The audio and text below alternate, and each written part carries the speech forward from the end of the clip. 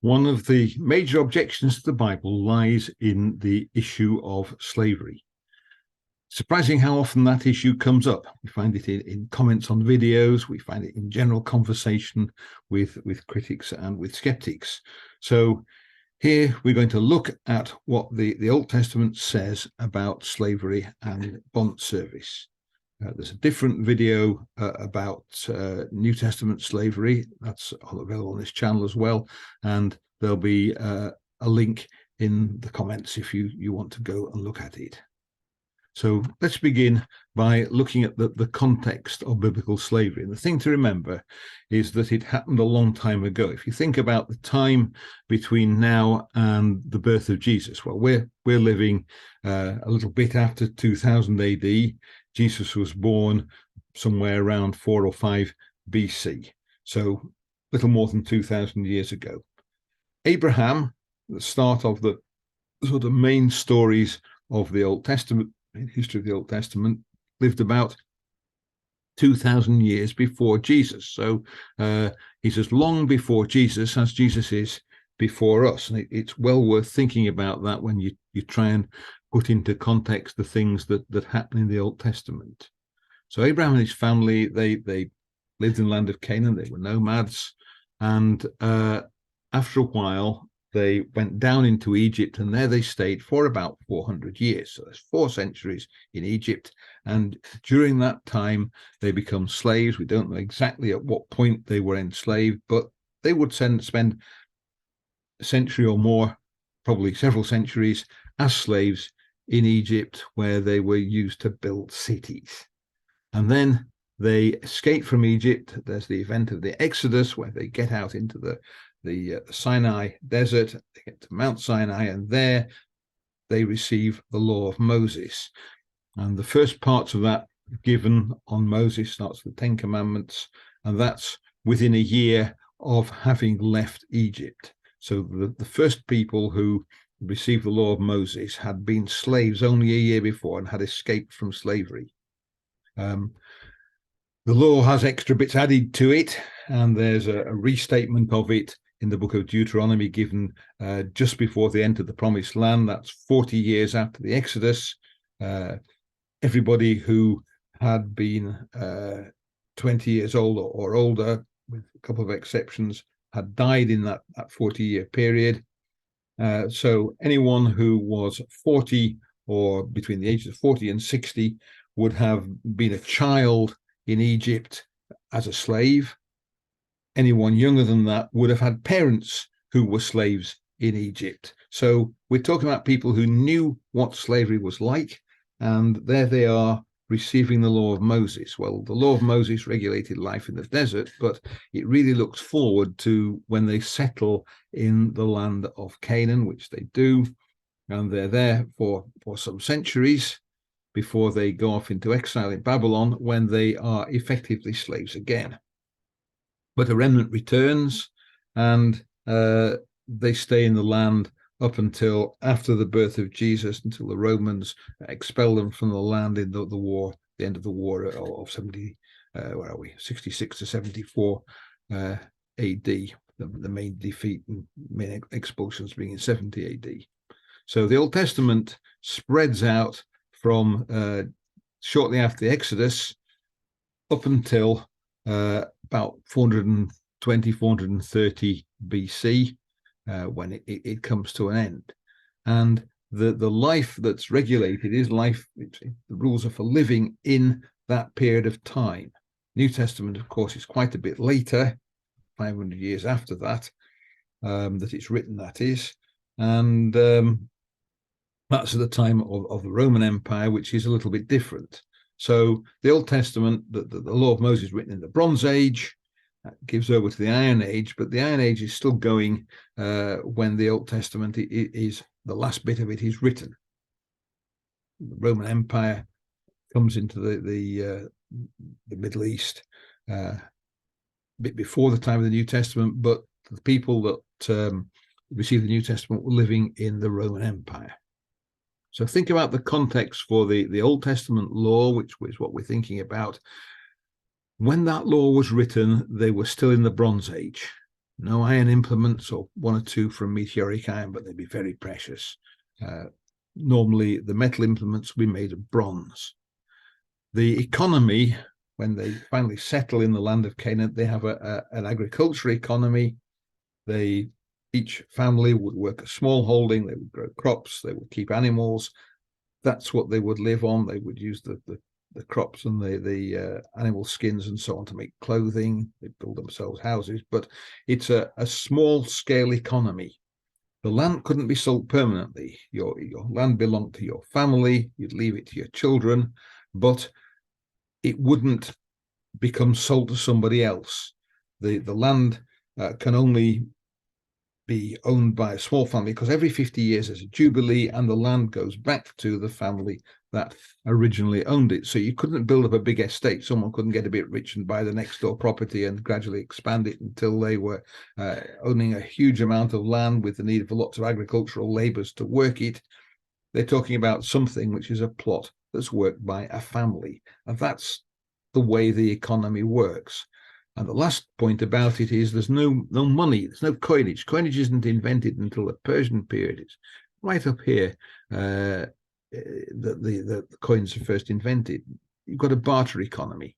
Now, sometimes you'd weigh out silver or you'd weigh out gold. That's only happened occasionally if you're very rich. Happens for big transactions. It happens things like dowries for weddings, possibly. But a lot of the economy goes on is going to be in barter of crops, animals, cloth, things like that, being swapped for other goods. It's not a money economy. Definitions. Important to define what we're talking about. And the first question is, what do you mean by a slave? We're talking about slavery. What is a slave? And a dictionary definition would say something like, a slave is somebody who is in a condition of servitude. Someone who belongs, I suppose, to a master. It's not a very helpful definition. It's saying a slave is someone who's a slave, because unless you define servitude as well, other than the condition of being a slave, then you haven't got very far. So it's someone who belongs to a master. Typically, he doesn't control his release. The master might choose to release him from his condition, but probably not very often would that happen. And the slave serves without any real hope of being released.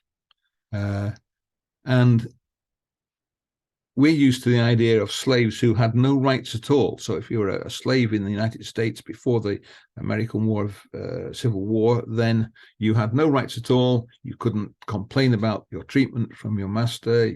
If he killed a slave, there was no comeback. The slave couldn't act as a witness in a court of law, and so on. So they had no rights at all. And this idea of slaves in the United States before the war, or the Civil War, is a picture that tends to sort of resonate in people's minds. When we think of slaves, that's what we tend to think of. And they lived a dreadful life. They worked all the hours there were. They had no rights. They were kept in poor conditions, and they had a miserable time. And that kind of slavery was hugely evil. The trouble is that it isn't necessarily always what slavery is like, and we'll come back to that a little bit later. There's also the idea of a bond servant. A bond servant is someone who works a contract that he cannot break. It might be a fixed-term contract. You can think of examples of people who do that. An apprentice, for example, he was bound over to a master, typically quite a young teenager, although it got later and later and later.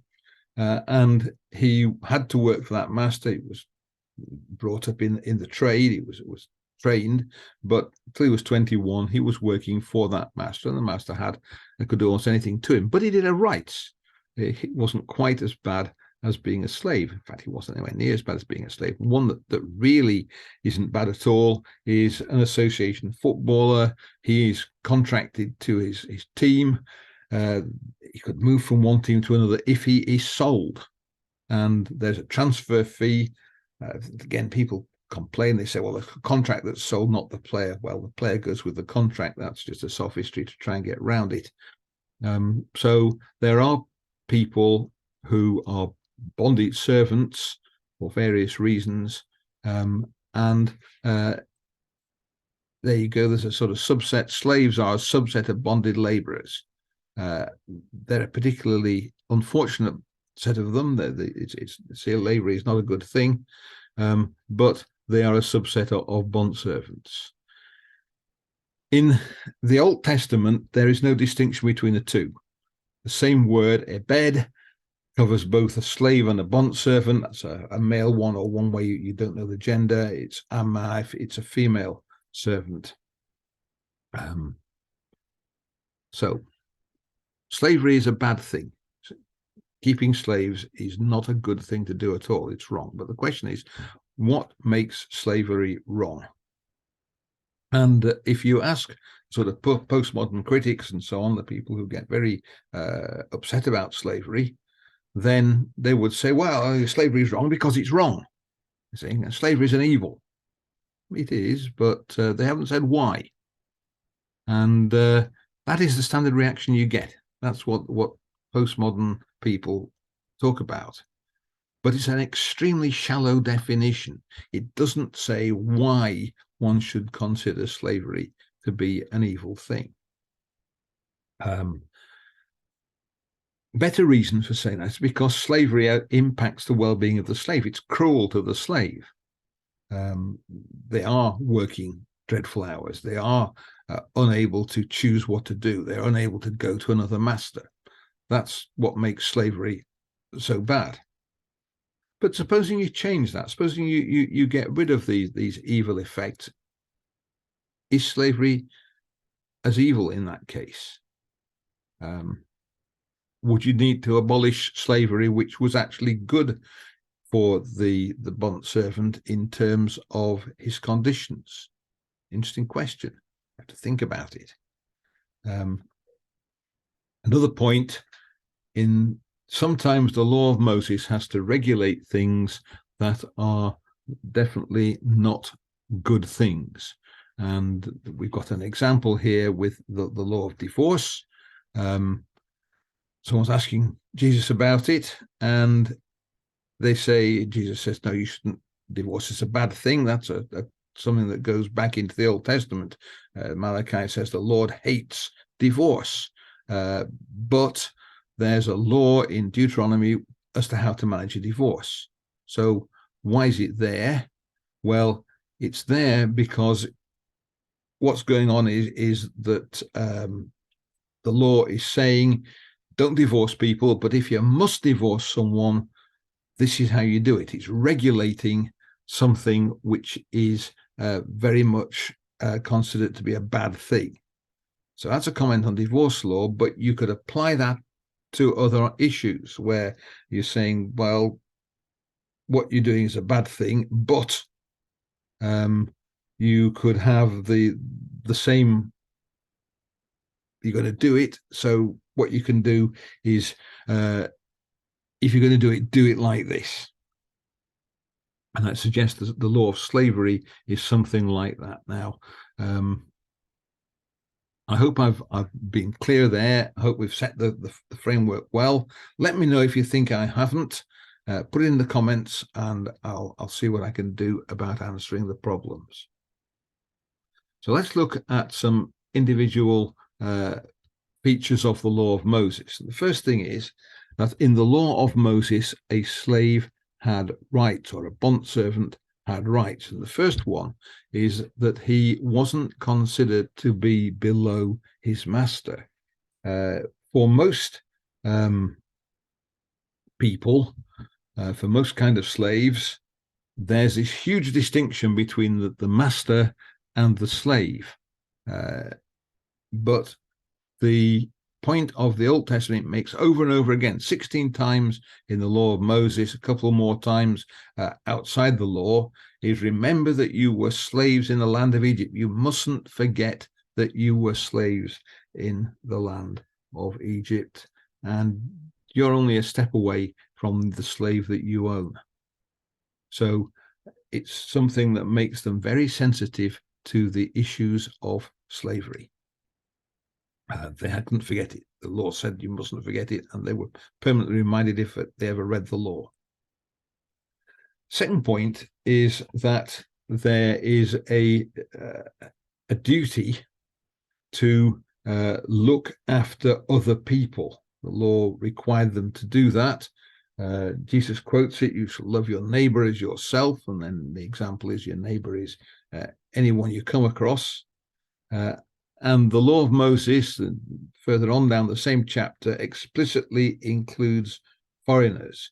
Leviticus 19, verse 34, you shall treat the stranger who stays with you as the native among you, and you shall love him as yourself, for you were strangers in the land of Egypt. I am the Lord your God. And so in Egypt, when they were strangers in Egypt, they were slaves. And that's not one of the 16 times either. That just says you were slaves in Egypt, sort of indirectly, but you have to think, you have to treat them, you have to think about them, you have to treat them with respect, you have to treat them kindly. On top of that, there are specific rights for the slaves. There they are: Sabbath rest, sabbatical year, right to life, and they could be freed if they were injured. So let's look at those specific rights one at a time. First of all, the Sabbath rest. So it's in the Ten Commandments, Exodus 20 and verse 8, remember the Sabbath day to keep it holy. 6 days you shall labor and do all your work, but the seventh day is a Sabbath to the Lord your God. On it you shall not do any work, you or your son or your daughter, your male servant, your female servant, or your livestock, or the sojourner who is with you. So notice it specifically includes the male servant and the female servant as people who must be given rest on the Sabbath day. So 1 day a week, they had a day of rest. Everybody did, and that included the slave specifically. There's also sabbatical year. So every 7 years, in the seventh year, they didn't do any agriculture. The workload went away, and the slaves weren't allowed to work in those years either. They had a year off every 7 years, rather curiously. Of course, a lot of them were released by that stage, but if you were a genuine slave, you got the sabbatical year when you didn't have to do agricultural work. You have a right to life. Exodus 21 verse 20, when a man strikes his slave, male or female, with a rod, and the slave dies under his hand, he shall be avenged. And being avenged meant, well, if it was deliberate, that would be murder, that would be the death penalty. If it wasn't deliberate, you had to flee to a city of refuge, and you stayed there. So it was a imprisonment up until the rather interestingly, it's a life sentence, but not your life. It's the life of the high priest who is serving at that particular time. When he dies, you can go back again. So the slave has a right to life. There's a tremendous punishment for someone who kills a slave. It does say if the slave survives a day or two, he's not to be avenged, for the slave is his money. But I think what it's saying there is if the slave survives a day or two and then recovers, then you've lost his labor for that time. That's the penalty you suffer, provided he's not seriously injured, because there's an absolute point about killing anybody, no matter who they are. There's a life for a life. If you kill somebody, if you murder someone, then you die, and the slave is included. Injury to a slave led to his release. It talks about if he put his eye out, then he's released immediately. If you knock a tooth out, he's released immediately. It doesn't say how far down the injury goes, but nonetheless, there's this idea that an injury would lead to the release of a slave. So the slaves have rights of various kinds, their specific rights. And one of the really important rights, the last one, is the right to change his master. go away from the master he's got. So Deuteronomy 23, verse 15, you shall not give up to his master a slave who has escaped from his master to you. He shall dwell with you in your midst, in the place he shall choose, within one of your towns, wherever it suits him. You shall not wrong him. So if you mistreated your slave, he could run away. If he ran away, he didn't have to be returned. In fact, they were specifically, you mustn't return him. So he could go. He'd probably have to get another master because he's got to find some way of living. So he'd have to work for somebody else. But nonetheless, he has the right to go away from a master if that master mistreats him. He might lose out in terms of the sort of severance bonus that servants got, bond servants had, but he has the right to change his master. And that makes, to me, the difference between what happens in Israel and the kind of slavery that we used to thinking about. The fact that the slave, the bond servant, could move out and go somewhere else if he felt his position was dreadful. He could find another employer. In fact, the other people couldn't send him back. Right, let's look at individual cases. So there are individual people who were bond servants in Israel. First one of those is a Hebrew who sells himself to avoid poverty. So first thing is that Israel was arranged to look after the poor people. The law was arranged like that. There were all sorts of provisions. You couldn't lend on great interest rates, so you won't become impoverished because of that. If your farm failed, you could take crops from neighboring farms. They took the harvest and they had to leave some in the fields that you could go and harvest. There were all sorts of provisions for the poor. If you had to borrow money from someone, he couldn't take collateral from you. You had to return it at night, so you could still use it. You didn't use anything because it was collateral in a loan. But in the extreme, if none of that worked, the Hebrew could sell himself into care. And what happened is he went to his patron. His patron had to have him work for him, and he had to work for him until the Jubilee. So the calendar work, every seventh year, there's a sabbatical year, it's a year off. They didn't cultivate the fields laid fallow. And then after 7 of those, after 49 years, was another one, which was the Jubilee year, the 50th year. And in that year, all the property was returned to its original owner. And the people who were this kind of slave were released in the Jubilee. They would go back to their farm, which by now would have returned to their care. They were given animals. They were given from the threshing floor. They were given grain. They could start up their farm again and keep on going. And so they got all the rights of a bond servant that we saw already: equality of status, humane treatment, the right to change master, and they released on the Jubilee year. Might be a long time off, or it might be almost immediately. It just depends when they go into care. So what you've got really is a law that supports someone who's done so badly, he's gone completely bankrupt.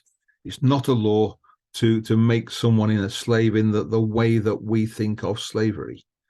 And people might choose to become this kind of bond servant because the alternative was worse. It's not good. You wouldn't want to be a bond servant like that, but it's something that you might choose to do because it was better than starving. It's better than the alternative of extreme poverty. Another example, a Hebrew who sold for debt. So this case, you've now borrowed from somebody, but you've become unable to pay back the debt that's required. And so what happens there is that, again, there are provisions to avoid debt, but if you couldn't repay, then you could be sold into the service. You'd either go and work for the person who owned the debt, or the debt could be sold to somebody else, and the slave would go and work for him. So it appears that this is what happened to you if you stole something. It was discovered that you'd stolen it, and you then had to return some number of times more than what you'd stolen. If you stole a sheep, you had to return 4 sheep. If you couldn't do that, then you would go into this kind of service. And in this case, you had to work until the Sabbath year. So that's the 7th year. So whenever the next 7th year happened, that's when you would be released. And again, you'd be set up with animals and grain. Your farm would be able to work again. Presumably it was worked by the person who you've been sold to in the meantime, or you worked it and gave him the produce. And again, it's all the rights of a bond servant that we saw before: quality of status, human treatment, change his master. So this time we're supporting a debtor. We've got somebody who has got himself badly into debt. It's not making him into a permanent slave. It's supporting him as a debtor. So what about a Gentile slave bought by an Israelite? Well, this is the nasty case. This is the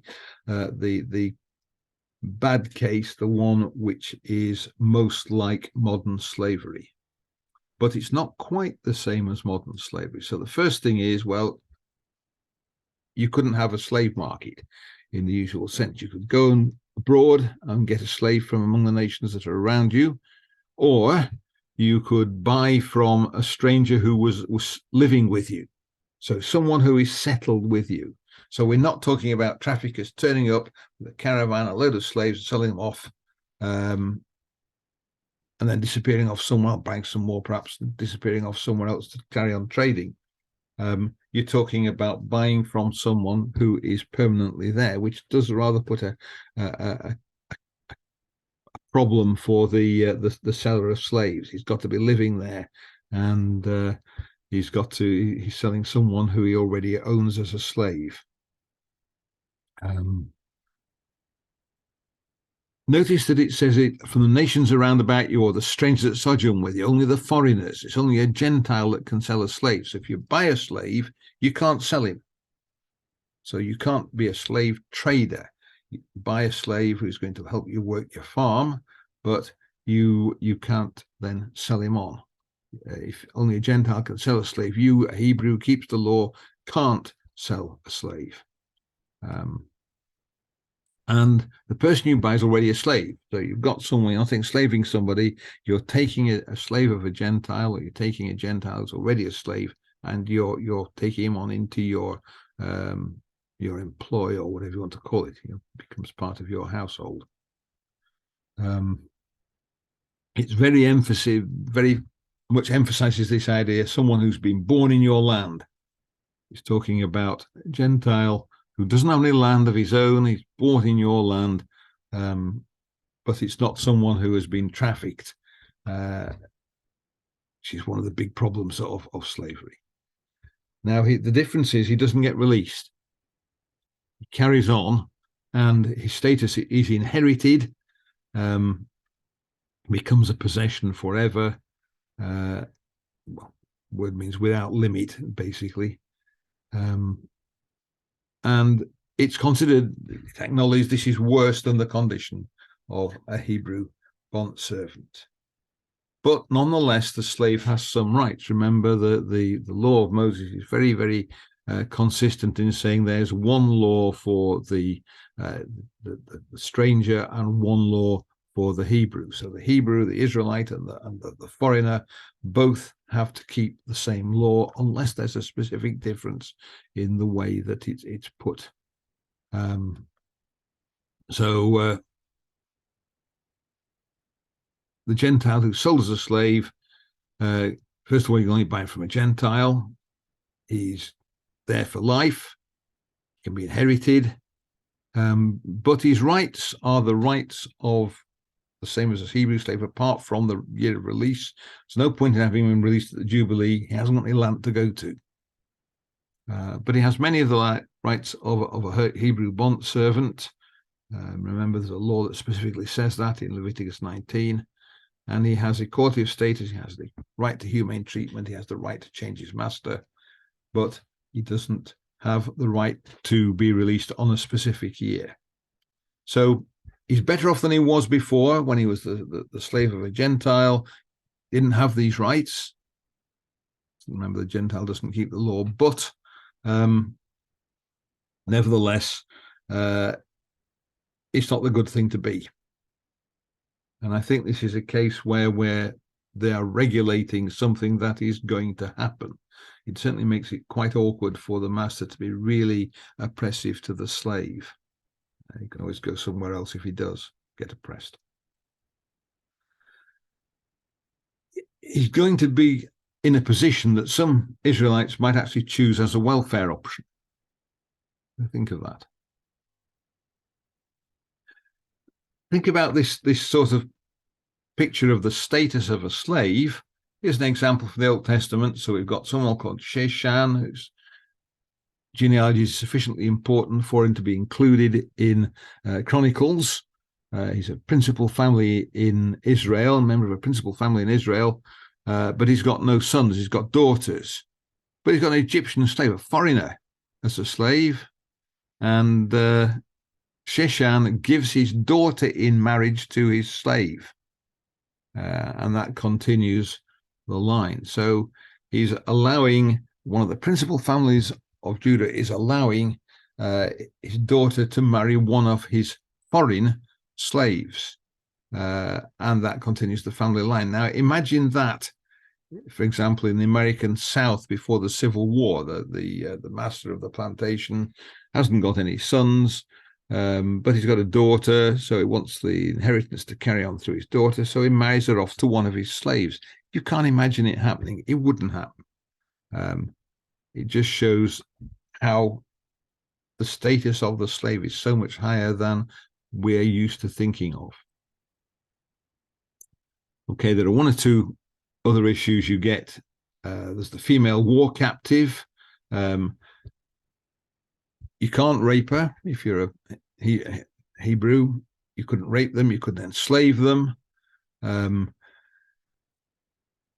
You could only marry them. If you wanted to marry them, you had to wait for a month, get to know them, make sure you really did want to marry them.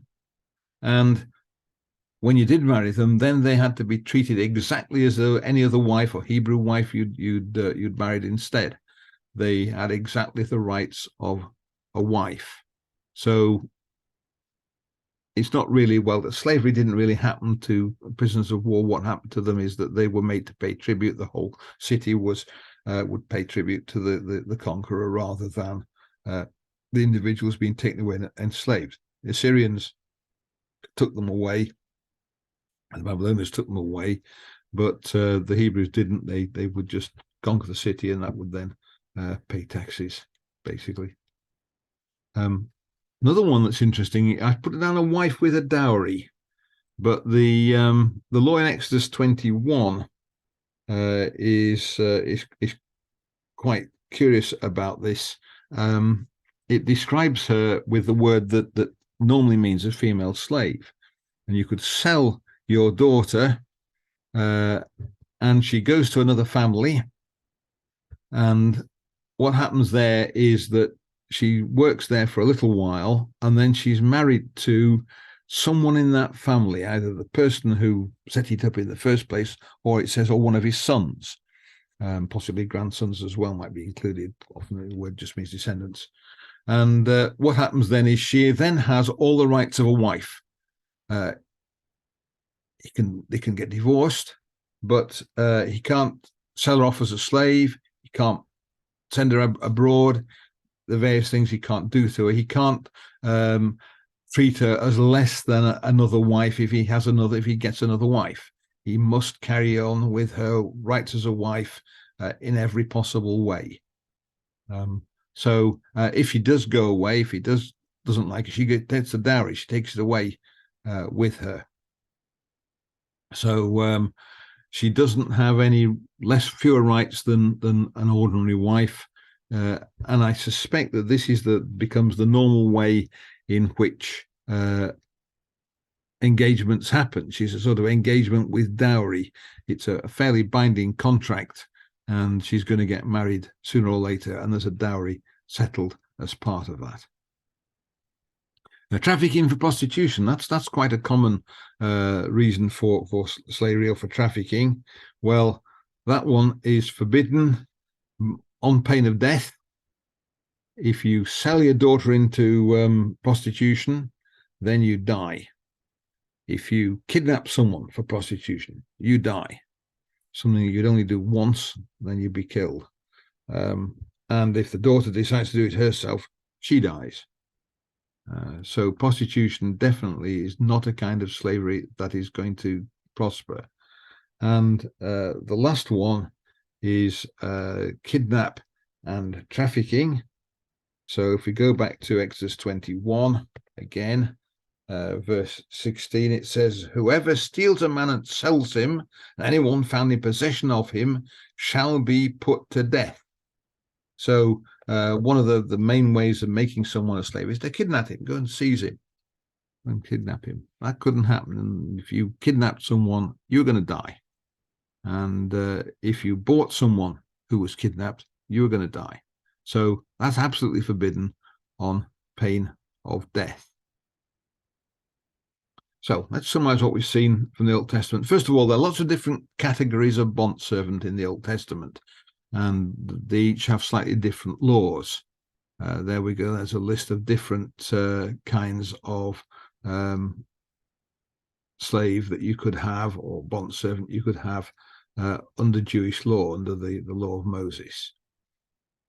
The main emphasis of the law isn't the liberty of the person, it's their humane treatment, it's their well-being. And it emphasizes that tremendously. They have a whole load of rights. They have a right of equality of status with the master. They have the right of humane treatment by the master, and they have the right to change master. Some of them were going to be released. Most of them were.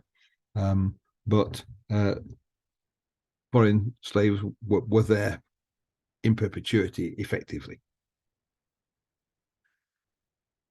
The important point that keeps on coming up in the law of Moses is, remember that you were slaves in the land of Egypt. Don't think yourself any better than them. Don't treat them badly because you're treating people like yourself. And that's the basis of the way that you're intended to think about your bondservants under the law of Moses. So, general conclusions: the Bible's concerned more with well-being than it is with freedom. And sometimes in an ancient society, a slave was actually better off than a freed man. The freed man might be starving. The slave has to be looked after. The rules for Hebrew bondservants are much more about debt or about the welfare of a very poor person rather than they are about slavery. And of course, Hebrew bondservants had a release date, and they had a considerable set of rights that were given to them to make sure that their time as a slave was not too unpleasant. It wasn't like the kind of slavery that you get later on, the secular slavery of the 19th century or the 18th century, for example. A Gentile slave wouldn't be released, that's clear. But nonetheless, he still gets the rights that a slave enjoys, including the ability to change to another master. So the law of Moses does its best to maximize the well-being of the slave or of the bondservant, and that's what it's for. And that's, I think, where we finished talking about slavery. There are other videos on this channel. If you want to see them, I suggest you subscribe to the channel. If you want to press the notify button, that will enable you to be notified when we put a new video up. And write in the comments. Tell us what you think of what I've put up here, or other comments on other videos. So thanks for listening, and may God bless you.